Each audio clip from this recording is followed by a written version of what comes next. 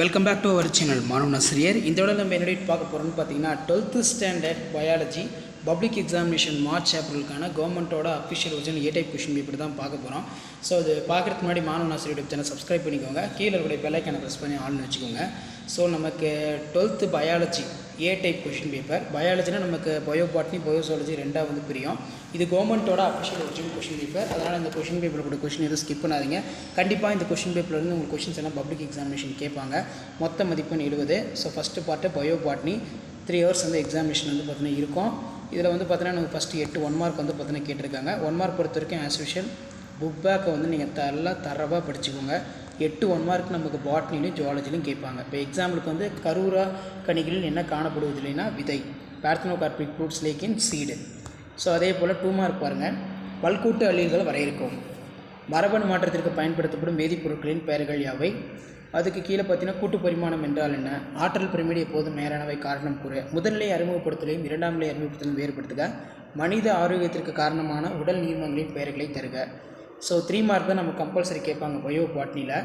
19வது question compulsory. மனிதனால் உருவாக்கப்பட்ட தானியத்தின் பெயரை எழுதுக. இது எவ்வாறு உருவாக்கப்படுகிறது?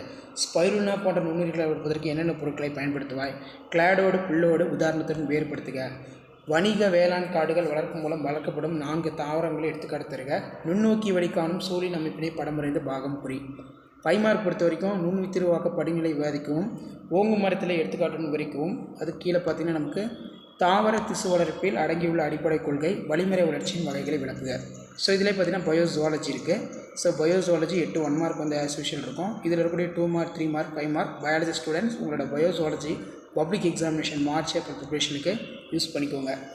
கண்ணி இனப்பெருக்கம் என்றால் என்ன? பனிக்குடை துளைப்பு என்பது யாது? புரத சேர்க்கை மைய கருத்தை எழுதுக. அடுத்து பார்த்தீங்கன்னா தடுப்பு மருந்து என்பது யாது? இணை மரபற்ற போதல் என்பது யாது? உயிரி இனப்பெருக்கம் என குறிப்பிடுவது யாது? அடுத்து பார்த்தீங்கன்னா 3x3 9. இதில் நுண்ணுயிரி எரிபொருள் கலன் பற்றி சிறுகுறிப்பு வரைக. திடீர் மாற்ற கோட்பாட்டின் சிறப்பு பண்புகளை எழுது. உடல் செல் மரபணு சிகிச்சை, இன செல் மரபணு சிகிச்சை வேறுபாடு, உயிரி பல்வகைத்தன்மை இழப்பதற்கான ஏதேனும் 5 காரணங்கள். ரொம்ப ரொம்ப முக்கியம்.